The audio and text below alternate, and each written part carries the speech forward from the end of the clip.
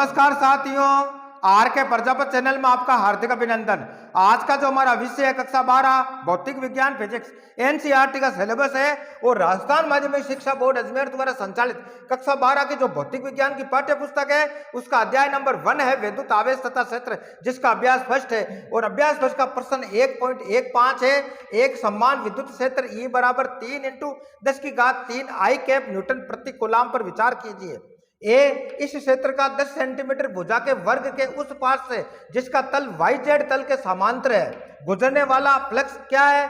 B है इसका। इसी वर्ग से गुजरने वाला फ्लक्स कितना है यदि इसके तल का अभिलंब x अक्ष से 60 डिग्री का कोण बनाता है। बहुत अच्छा क्वेश्चन है। नीट एग्जाम, बोर्ड एग्जाम और कंपटीशन एग्जाम की दृष्टि से महत्वपूर्ण है। इस प्रश्न के अनुसार हमें विद्युत फ्लक्स निकालने का बात हो रही है, तो विद्युत फ्लक्स किस प्रकार निकालते हैं, विद्युत फ्लक्स की परिभाषा क्या है जो हमने अध्याय में पढ़ी है कि विद्युत क्षेत्र में रखे किसी अनुप्रस्थ क्षेत्रफल में से गुजरने वाली बल रेखाओं की संख्या को विद्युत फ्लक्स कहते हैं। इसका सूत्र क्या आएगा भाई? सूत्र हमने पढ़ा है कि फाई बराबर होता है कि विद्युत क्षेत्र E का अदिश गुणनफल किसके साथ में, कि अनुप्रस्थ क्षेत्रफल के अदिश गुणनफल के बराबर होता है। तो फाई बराबर होता है E डॉट dx और दूसरे भाषा में हम लिखेंगे फाई बराबर होता है आपके E dx cos of theta. क्यों? जब दो सदिशों का अदिश गुणनफल करते हैं तो क्या लिखेंगे भाई? cos of theta. और सदिश गुणनफल होता है तो उसमें क्या करते हैं? Sine of theta. तो यहाँ अदिश गुणनफल हो रहा है किसका? विद्युत क्षेत्र तथा अनुप्रस्थ क्षेत्रफल का अदिश गुणनफल का जो मान होगा वो उसके विद्युत फ्लक्स के बराबर होगा या विद्युत फ्लक्स निकालते हैं। और विद्युत फ्लक्स की परिभाषा क्या है कि विद्युत क्षेत्र में रखे किसी अनुप्रस्थ क्षेत्रफल में से गुजरने वाली बल रेखाओं की संख्या को विद्युत फ्लक्स कहते हैं, जिसे फाई द्वारा हम सूत्र से निकालते हैं, जिसके अंदर dx क्या है कि न्यूनतम जो क्षेत्रफल है पृष्ठ का वो भी हो सकता है। आगे समझे। अब इस प्रश्न को हल कैसे करेंगे, तो सबसे पहले हम लिखेंगे हल, और हल में लिखेंगे प्रश्नानुसार एक समान विद्युत क्षेत्र, एक समान विद्युत क्षेत्र और एक समान विद्युत क्षेत्र E सदिश क्या दे रखा है कि E सदिश हमें दे रखा है कि 3 इंटू 10 की घात 3 आई कैप न्यूटन प्रति कूलाम। और आई कैप है, इसका मतलब क्या है कि ये जो विद्युत क्षेत्र है x अक्ष के अनुदिश कार्य करता है। तो हम लिखेंगे अर्थात विद्युत क्षेत्र E सदिश x अक्ष का अनुदिश कार्य करता है। किसके? x अक्ष के अनुदिश कार्य करता है, अनुदिश कार्य करता है। हो गया क्लियर भाई? अब हमें प्रश्नानुसार वर्ग की भुजा क्या दे रखी है? वर्ग की भुजा। और वर्ग की भुजा का जो मान है वो कितना दे रखा है? 10 सेंटीमीटर। और भौतिक विज्ञान के अंदर जब भी हम न्यूमेरिकल क्वेश्चन सोल्व करते हैं तो हमें हेमकेश पद्धति काम लेनी है। और हेमकेश पद्धति के अंदर जो दूरी या लंबाई दे रखी होती है उसको हमें किस में कन्वर्ट करना पड़ता है? मीटर में लेना पड़ता है। ये सेंटीमीटर मीटर में कन्वर्ट करेंगे तो इस संख्या को 10 की घात -2 से गुणा कर देंगे तो वो मीटर में हो जाएगी। तो वर्ग की भुजा का मान में जो 10 सेंटीमीटर दे रखा उसको हमने मीटर में कन्वर्ट कर लिया, तो 10 इंटू 10 की घात -2 मीटर हो गया। अब हम लिखेंगे इसलिए पृष्ठ का क्षेत्रफल, क्या लिखेंगे? इसलिए पृष्ठ का क्षेत्रफल। और पृष्ठ का क्षेत्रफल क्या होता है भाई? हमने पढ़ा है कि पृष्ठ का जो क्षेत्रफल होता है डेल्टा एस बराबर हम लिखेंगे भुजा स्क्वायर। भुजा किसकी? वर्ग की। और वर्ग की भुजा स्क्वायर का मान रखो, कितना दे रखा भुजा स्क्वायर का मान? कि भाई भुजा का जो मान है उसका स्क्वायर कर देंगे तो 10 इंटू 10 की घात -2 मीटर है। इसका हमने स्क्वायर कर दिया। हो गया क्लियर? अब देखो क्या हो जाएगा भाई, तो क्या हो गया? dx क्या निकल जाएगा आप इसको गुणा करो कि 10 इंटू 10 की घात -2 इंटू 10 इंटू 10 की घात -2 किस में आ जाएगा? मीटर स्क्वायर में आ जाएगा। ये मीटर स्क्वायर आगे सॉल्व करेंगे तो क्या हो जाएगा भाई कि 10 की प्लस की घातें कितनी होगी कि 10 की प्लस की घातें 2 हो गई गुणा माइनस की घातें कितनी की -2 4 हो गई।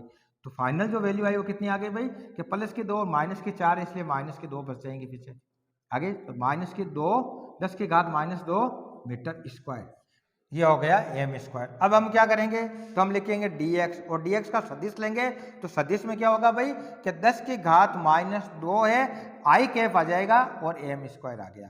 क्योंकि आई कैप आएगा क्योंकि वर्ग पर अभिलंब x अक्ष के अनुदिश है। तो हम लिखेंगे क्योंकि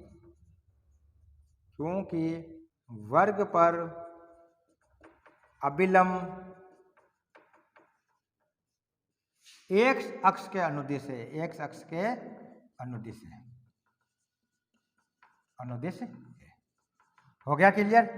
तो dx सदिश का मान क्या आ गया भाई आपके कि 10 की घात -2 आई कैप मीटर स्क्वायर आ गया, क्योंकि वर्ग पर जो अभिलंब है वो एक अक्ष के अनुदिश है। क्योंकि प्रश्न अनुसार क्या कह रहा है कि उस पार्श्व से जिसका तल yz तल के समान, यानी x तल में और x तल का हो गया, तो इसका मतलब किसका अनुदिश, उस पर जो वर्ग पर जो अभिलंब है वो x अक्ष का अनुदिश होगा। तो इसलिए इस पर क्या लिखेंगे, आई कैप लिखेंगे। आगे तो ई सदिश का मान हमें पता है, dx सदिश का मान पता है, उसकी सहायता से अब क्या है प्रश्न कि उस पर गुजरने वाला फ्लक्स क्या होगा। और फ्लक्स की परिभाषा क्या मैंने बताई कि विद्युत क्षेत्र के अंदर रखे किसी अनुप्रस्थ क्षेत्रफल में से गुजरने वाली बल रेखाओं की संख्या को विद्युत फ्लक्स कहते हैं। अब इनकी संख्या याद करनी है, तो अब करेंगे ए को सरल। और ए में क्या, इसलिए फ्लक्स का जो मान होगा, फ्लक्स फाई बराबर क्या होता है भाई कि ई सदिश का अदिश गुणनफल dx सदिश के साथ में। अब इनका मान रखो, ई सदिश का मान कितना दे रखा है कि 3 × 10 की घात 3 आई कैप न्यूटन प्रति कूलाम। तो लिख दो 3 × 10 की घात 3 आई कैप न्यूटन प्रति कूलाम। अब अदिश गुणनफल किसके साथ में, डॉट प्रोडक्ट dx के साथ में। तो dx का मान कितना दे रखा है कि 10 की घात -2 आई कैप मीटर स्क्वायर। आगे समझना आपके। अब इनको मल्टीप्लाई करेंगे तो क्या होगा भाई, 5 बराबर क्या हो गया, इसको मल्टीप्लाई करोगे 3 × 10 की घात 3 × 10 की घात -2, ये तो हो गया इसके साथ में मल्टीप्लाई। और दूसरा इसके साथ में गुणा होना है कि आई कैप डॉट आई कैप, यानी आई कैप का अदिश गुणनफल आई कैप के साथ में क्या होगा, हमने पढ़ा, हम जानते हैं कि आई कैप का डॉट यानी अदिश गुणनफल क्या होता है, 1 होता है।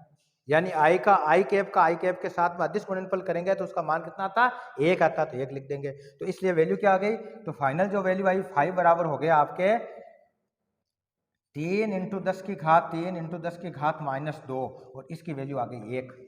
अब देखो 10 की घात +3 और 10 की घात -2 घातों को आपस में गुणा करेंगे तो घातें जुड़ जाती है। तो प्लस के 3 है, माइनस का 2 है, तो पीछे प्लस का 1 रह गया। तो हम किस प्रकार लिखेंगे, ये वैल्यू हो गई 3 × 10, 1 बच गया, 3 × 10 कर दिया। अब आगे क्या आ जाएगा भाई, जो यूनिट आएगी वो आ गई आपके न्यूटन मीटर स्क्वायर प्रति कूलाम। आगे समझे। तो ये जो फ्लक्स का मान आया वो ये आ गया आपके।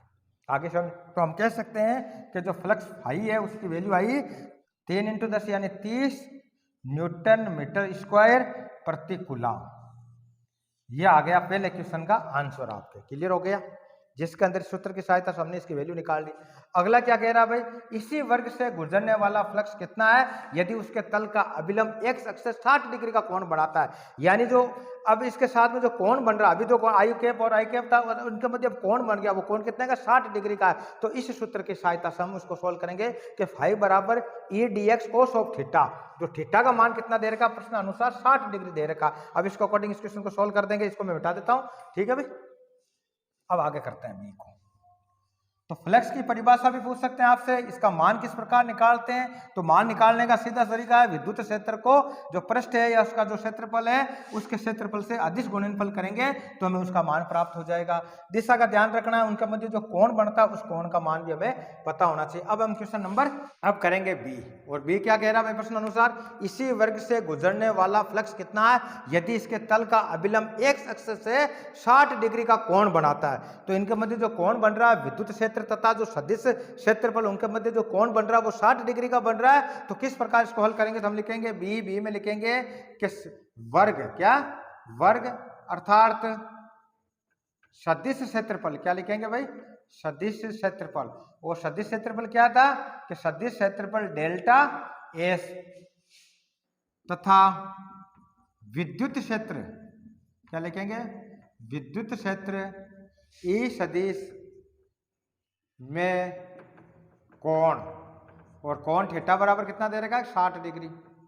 इसलिए विद्युत फ्लक्स का मान क्या होगा, फाई बराबर लिखेंगे ई सदिश का अदिश गुणनफल किसके साथ में, सदिश क्षेत्रफल के साथ में। आगे समझे। तो अब इसको आगे सरल करेंगे तो क्या हो जाएगा भाई, तो फाई बराबर हम लिखेंगे ई ds कोस ऑफ थीटा। आगे अदिश गुणनफल करेंगे तो क्या हो जाएगा, दो सदिशों का जब अदिश गुणनफल करते हैं तो किस प्रकार देते हैं, कोस ऑफ थीटा से देते हैं, और सदिश गुणनफल करते हैं तो क्या देते हैं, साइन ऑफ थीटा से देते हैं। तो आगे देखो किस प्रकार लिखेंगे कि फाई बराबर हो जाएगा ई का मान कितना दे रखा प्रश्नानुसार कि 3 × 10 की घात 3। आगे समझे। dx का मान कितना था, 10 की घात -2 मीटर स्क्वायर था। आगे समझे। कोस 60 हो गया, ये लिखेंगे कोस 60 डिग्री। आगे समझो। और हम जानते हैं क्योंकि कोस 60 डिग्री का जो मान होता है वो 1/2 होता है, लिख सकते हैं इसके स्थान पर। तो क्या हो जाएगा भाई कि फाइव बराबर हो गया 3 × 10 की घात 3 × 10 की घात -2 × 1/2। आगे समझो आपके। अब देखो आगे इसको सरल करेंगे तो फाइव बराबर क्या हो गया कि 3 × अब 10 की घातें क्या है, प्लस की 3 है और माइनस की 2 है, तो प्लस माइनस माइनस हो जाएंगे। तो 3 में से 2 गए तो पीछे 1 बच गया, 10 की घात प्लस 1 बच गई। आगे समझो 3 × 10 कर दिया इंटू 1/2। अब देखो 2 से कट जाएगा ये 5 बार, तो फाइनल जो वैल्यू आई वो आई 3 × 5 बराबर 15। अब 15 का यूनिट क्या आएगा, तो यूनिट वही मैंने आपको बताया, फ्लक्स का यूनिट क्या होता है, वो होता है आपके न्यूटन मीटर स्क्वायर प्रति कूलाम। तो इस प्रकार इसकी जो मान आएगा तो फाइव बराबर क्या आ जाएगा भाई आपके कि 3 × 5 यानी 15 न्यूटन मीटर स्क्वायर प्रति कूलाम।